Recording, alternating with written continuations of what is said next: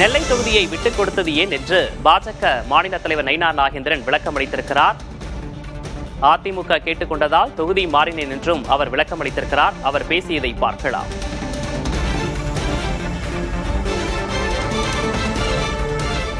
இருந்தாலும் திருநெல்வேலியுடைய செல்ல பிள்ளை தானே.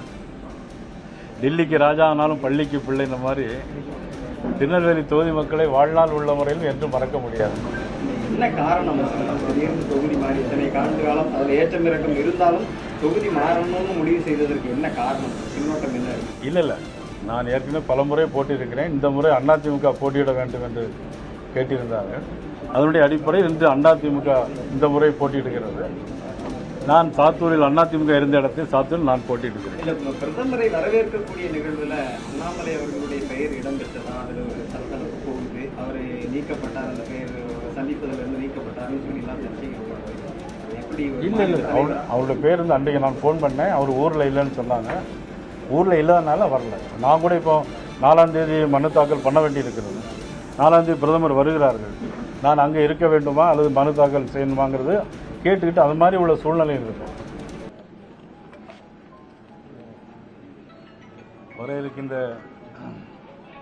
நடைபெற இருக்கிற சட்டமன்ற பொதுத் தேர்தலில் மாண்புமிகு மத்திய பாரத பிரதமர் நரேந்திர மோடி அவர்களும் மாண்புமிகு உள்துறை அமைச்சர் அமித்ஷா அவர்களும் நமது தமிழகத்துடைய தேசிய ஜனநாயக கூட்டணியுடைய தலைவர் அண்ணன் எடப்பாடி பழனிசாமி அவர்களும் சேர்ந்து உருவாக்கப்பட்ட தேசிய ஜனநாயக கூட்டணி தேர்தலை சந்திக்க இருக்கிறது. ஆளுங்கட்சியுடைய கடும் அதிருப்தியை மக்கள் மனதில் இன்றைக்கு ஏற்படுத்திக் கொண்டிருக்கிறது. ஏப்ரல் 23ஆம் தேதி என்று வரும் என்று மக்கள் காத்துக் கொண்டிருக்கின்ற நாளை நாமும் பார்த்து கொண்டிருக்கிறோம்.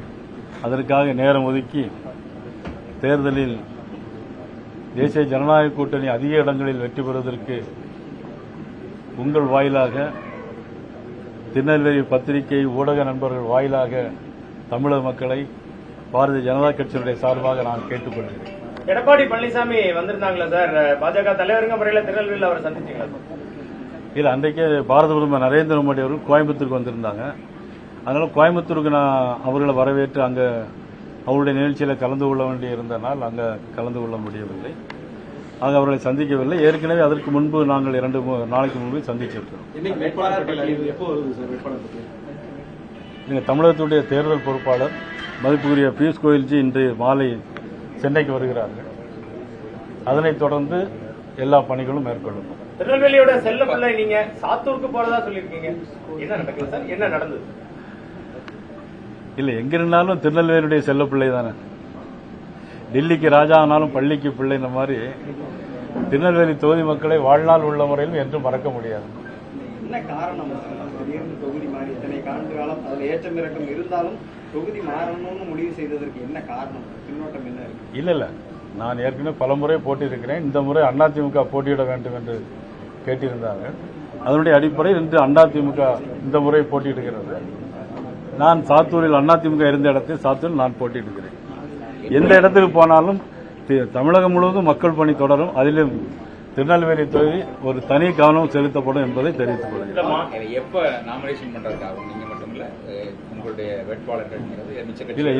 இல்லை, மத்திய தேர்தல் பொறுப்பாளர் பியூஷ் கோயல்ஜி வந்த பிறகு வேட்பாளர் பட்டியல் அறிவித்த உடனடியாக, ஏன்னா இன்னைக்கு இனிமேல் 4ஆம் தேதி 6ஆம் தேதி 2 நாட்கள் தான் இருக்கிறது. அந்த 2 நாட்களில் நிச்சயமாக தொடர்ந்து வேட்பாளர்கள் அவருடைய மனு தாக்கலை செய்வார்கள். மாநில கட்சிகள் எல்லாமே வேட்பாளரை அறிவிச்சு புலிப்பாய்ச்சல்ல போயிட்டு இருக்கதா கிளைம் பண்ணிக்கிறாங்க. தேசிய கட்சிகள் காங்கிரசும் சரி பாஜகவும் சரி வேட்பாளர் அறிவிப்புல இவ்வளவு தாமதம் பண்றாங்க. இல்ல, தாமதத்திற்கு ஒரு காரணம் இல்ல.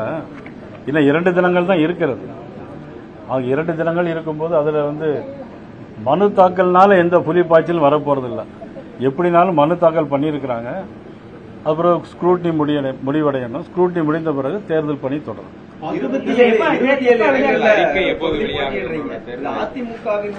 அதிமுக கூட்டணியில் 27 தொகுதிங்கிறது பாரதிய ஜனதா கட்சியினுடைய தகுதிக்கு ஏற்ற ஒரு இடம் தானா, அல்லது அதை விட இன்னும் கூடுதலாக போட்டியிடக்கூடிய நிலையில பாஜக இருந்ததா? ஏன் 27 தொகுதிகளோடு நின்றுவிட்டது? காங்கிரஸோடு கூடுதலாக இடம் பெறுவோம்னு சொல்லியிருந்தீங்க. இல்லை, அதாவது இதில் தகுதி என்பது முக்கியமில்லை, எண்ணிக்கை என்பது முக்கியமில்லை, எண்ணம் தான் முக்கியம்.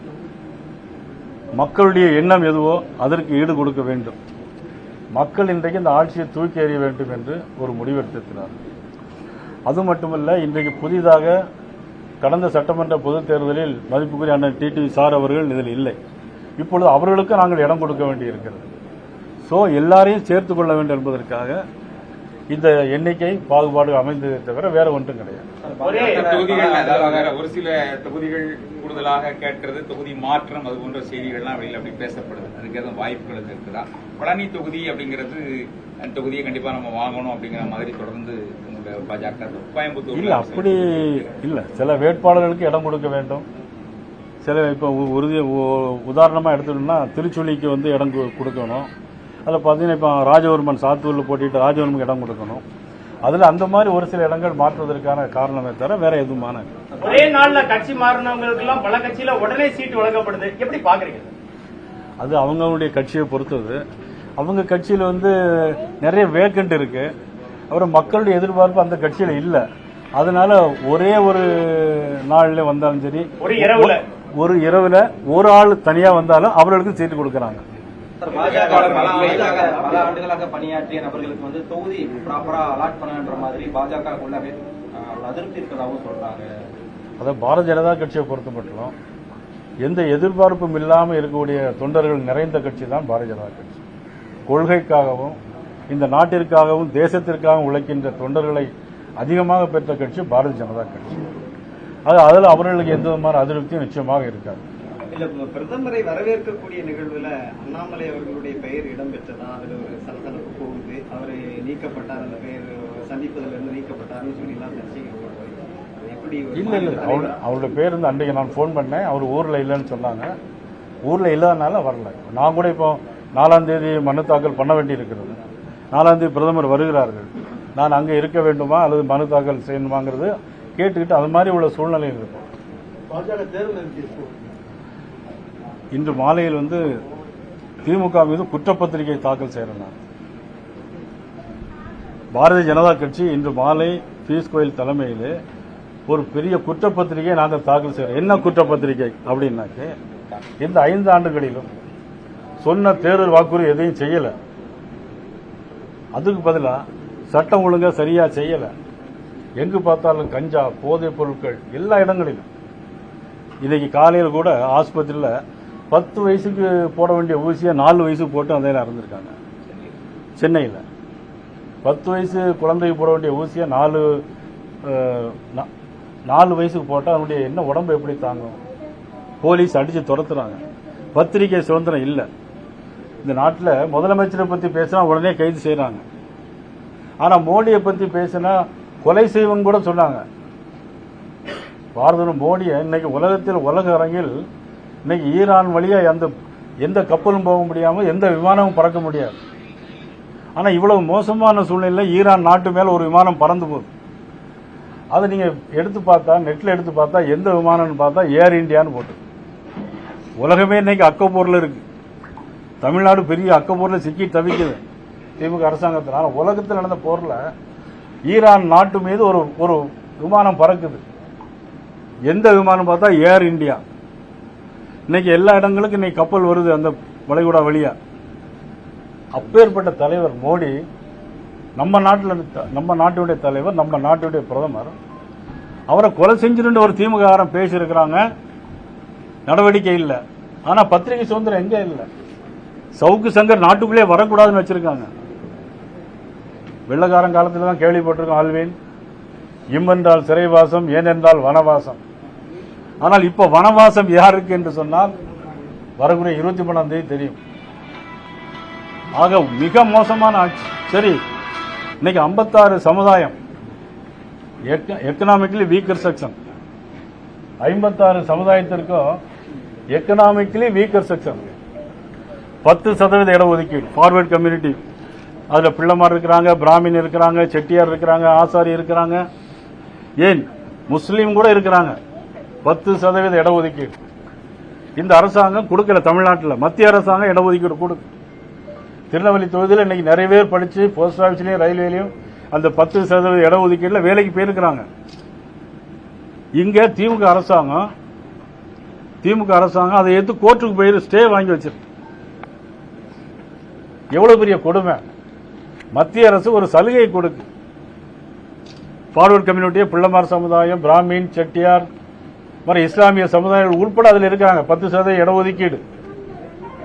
இதையும் எதிர்த்து கோர்ட்டுக்கு போனது திமுக அரசாங்கம், நம்முடைய முதலமைச்சர் மாண்புமிகு ஸ்டாலின் அவர்கள்.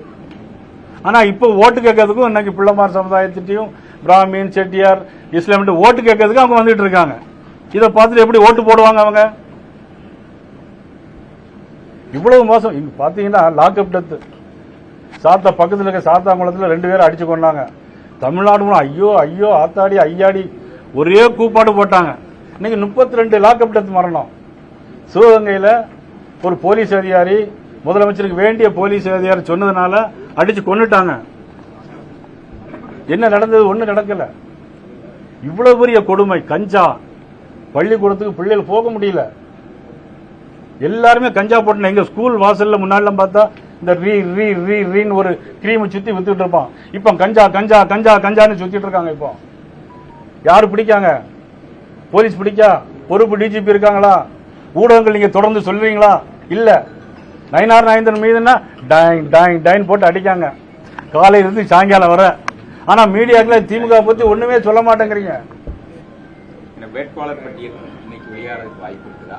தமிழக ஸ்லோ டவுன் பண்ணிட்டார்.